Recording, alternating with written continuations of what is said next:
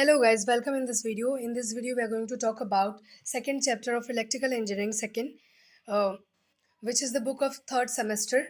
जो third semester का book है इलेक्ट्रिकल इंजीनियरिंग सेकेंड, उसका सेकेंड चैप्टर देखेंगे, जिस चैप्टर का नाम है three phase AC circuit. Three phase AC circuit क्या होता है? फर्स्ट ऑफ ऑल हम लोग देखेंगे सिंगल फेज सिस्टम क्या होता है। मीन्स जिसमें केवल एक वाइंडिंग यूज होगा, उसे सिंगल फेज सिस्टम कहते हैं।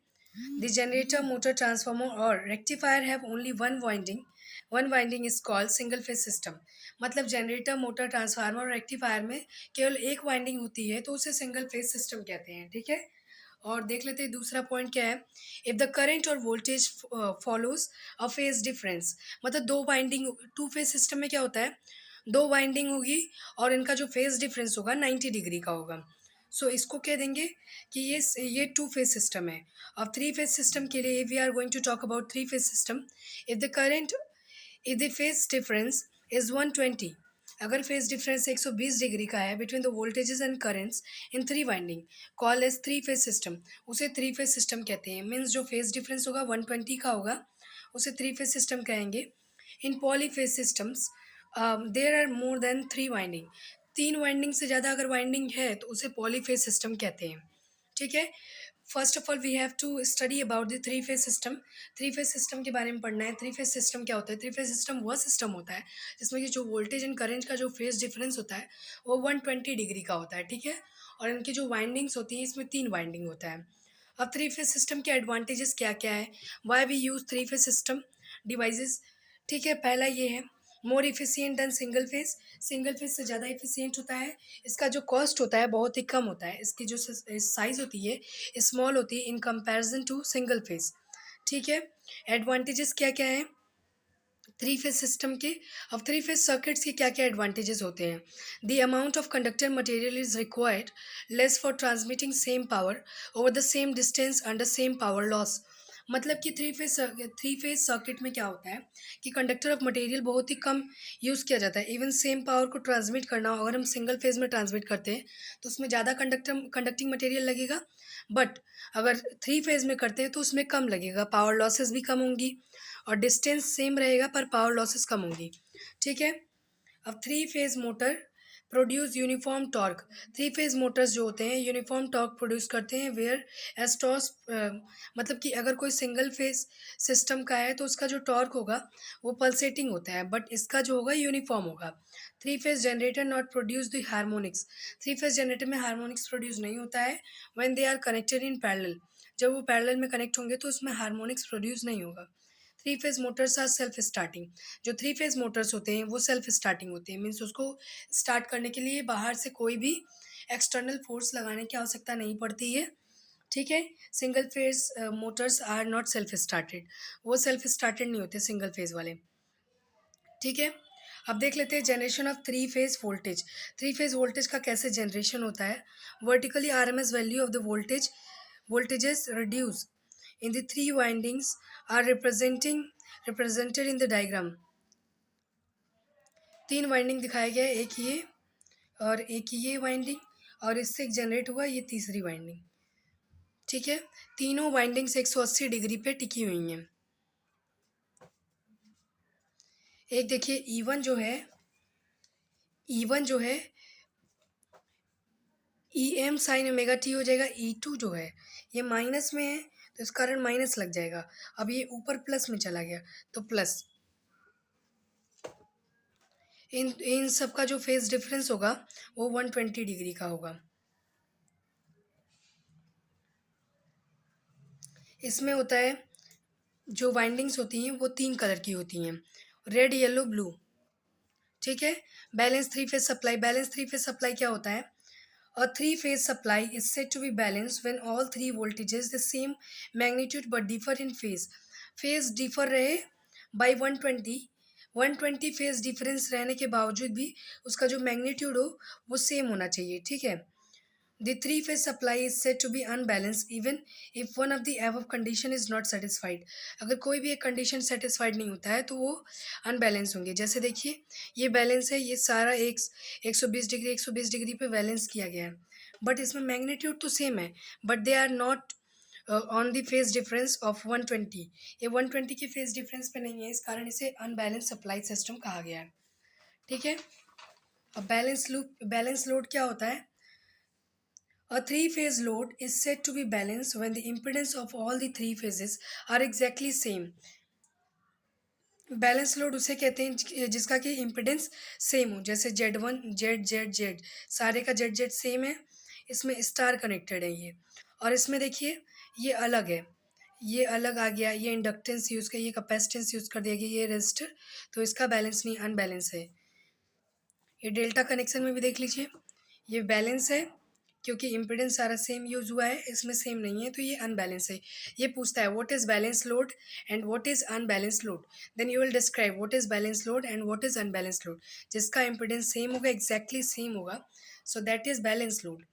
In a three-phase balance load with a star connected or delta connected, the magnitude of the phase current are the same but differ in phase by 120 with respect to the one another. But in unbalanced load, when a three balanced supply is given by the magnitude and phases, all the three phase currents will be different।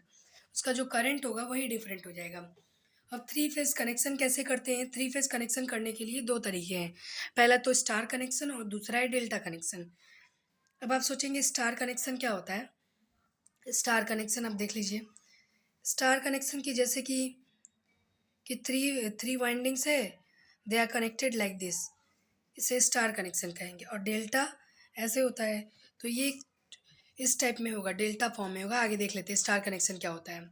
In this method of interconnection the similar ends से the start ends of the three coils are join. जो similar ends होंगे वो तीनों एक point पे join होंगे, जो point होगा that is known as neutral point, उसे एन से डिनोट करते हैं, उसे न्यूट्रल पॉइंट कहते हैं। ठीक है। The point N is known as star point if this three phase voltage is applied across a balance symmetrical load. यदि ये थ्री फेज वोल्टेज अप्लाई किया जाता है किसी बैलेंस सिमेट्रिकल लोड पे, तो क्या होता है? The neutral wire will be carrying three current, तीन करंट कैरी करता है। देखिए जैसे कि एक ये हो गया, एक ये हो गया, और ये के हो गया, और ये के हो गया, तो क्या करेंगे? Which are equal in magnitude but and phase difference will be 120। ठीक है। तो इसका क्या करेंगे? सम ऑफ, जैसे कि इसका करंट, रेड वाले में जो करंट फ्लो हो रही है आई आर, एंड ब्लू वाले कंडक्टिंग मटेरियल में जो करंट फ्लो हो रही है आई वाई, आई बी और आई वाई, येलो वाले में जो फ्लो हो रही है, उसमें तीनों को क्या कर देंगे? तीनों का सम करने पे हमें ज़ीरो प्राप्त होता है। ठीक है। तो वहाँ स्टार कनेक्शन है। अब इसी को voltages and currents in Y connection, इसी को वाई कनेक्शन भी कहते हैं। Star connection is also known as Y connection. ठीक है। तो इसको वाई कनेक्शन भी कहते हैं। The voltage induced in each winding is called phase voltage. जो प्रत्येक वाइंडिंग में जो वोल्टेज इंड्यूस्ड हो रहा है उसे फेज वोल्टेज कहेंगे। जो ये वाइंडिंग है इसमें जो वोल्टेज इंड्यूस्ड हो रहा है उसे फेज वोल्टेज कहेंगे। और प्रत्येक वाइंडिंग में जो करंट इंड्यूस्ड हो रहा है उसे फेज करंट कहते हैं। I R, I Y, I B, ये सारे फेज करंट है। ठीक है। The vector diagram for phase voltages and the current in star connection, that is E R, E Y, E, जो मतलब फेज वोल्टेज होता है दे विल बी इक्वल, वो सारे इक्वल होते हैं फेज ईएमएफ के। ठीक है। Line voltage V R Y between one line, अब देखिए ये लाइन वन हो गया, ये लाइन टू हो गया, तो लाइन वन लाइन के बीच में जो वोल्टेज वी बी आर प्रवाहित हो रहा है। ठीक है। लाइन वन के बीच में जो वोल्टेज प्रवाहित हो रहा है V R Y, and line two के बीच में जो हो रहा है E R plus E Y हो रहा है। The voltage V Y B between line one and line two is the vector difference. ठीक है। तो इसका वेक्टर डायग्राम बनाते हैं, बट मोस्टली पूछता है what is star connection, can you describe about star connection. तो स्टार कनेक्शन वो होता है कि मतलब थ्री वाइंडिंग्स को लेते हैं और वो तीनों वाइंडिंग्स की जो एंड पॉइंट्स होती है वो एक साथ कनेक्ट कर देते हैं। ठीक है। तो जो एंड पॉइंट्स जो कनेक्ट होती है उसमें एक पॉइंट बनता है जिसे स्टार पॉइंट कहते हैं आफ्टर कनेक्शन। उस स्टार पॉइंट को न्यूट्रल पॉइंट भी कहते हैं। ठीक है। अभी देख लेते हैं line currents and line phase currents. Line current and phase current क्या होता है? Current current one current in line one में जो करंट फ्लो हो रही है वो आई आर हो गई, और लाइन 2 में जो करंट फ्लो हो रही है वो आई वाई हो गई, और लाइन 3 में जो करंट फ्लो हो रही है वो आई बी हो गई। देख लीजिए, लाइन 1 में करंट आई आर फ्लो हो रही है, लाइन 2 में आई वाई फ्लो हो रही है, लाइन 3 में जो हो रही है आई बी फ्लो हो रही है। तो ये तीनों जो हैं इक्वल होते हैं, ठीक है। आई पी एच के I L is equal to I P H हम लोग लिख सकते हैं पावर। अभी ये पूछता है, इट इज़ वेरी इंपॉर्टेंट, जो लोड करंट के इक्वल होगा पूरा फेज करंट, ठीक है। अब देख लेते हैं पावर क्या होता है। The total power in the circuit, मतलब पूरे सर्किट का जो पावर होता है is sum of the three phase powers, तीनों फेज पावर्स का सम होता है। तो three phase powers we already know that total power is equal to 3 into phase power. तो P is equal to 3 into E P H into I P H cos phi हो जाएगा। E P H is equal to V L upon under root 3 होता है, I P H is equal to I L होता है। तो ऐसे कर देंगे। सो ये फार्मूला निकल के आएगा, P is equal to under root 3 V L into I L cos five. So आपको अगर पूछता है कि स्टार कनेक्शन को डिस्क्राइब कीजिए, तो स्टार कनेक्शन आप डिस्क्राइब करेंगे। अब ये भी लिखेंगे, load current will be equal to the phase current, मतलब जो टोटल फेस करंट होते हैं वो सारे इक्वल होते हैं, तो उन सब का इक्वल होता है लोड करंट के, ठीक है। अब पावर पूछेगा तो ये मेन फार्मूला है, इसको लिखेंगे। अब आपको डेल्टा कनेक्शन बताना है। You will study in the next video, and please do share my video in your friends group and also subscribe my channel too. Thanks.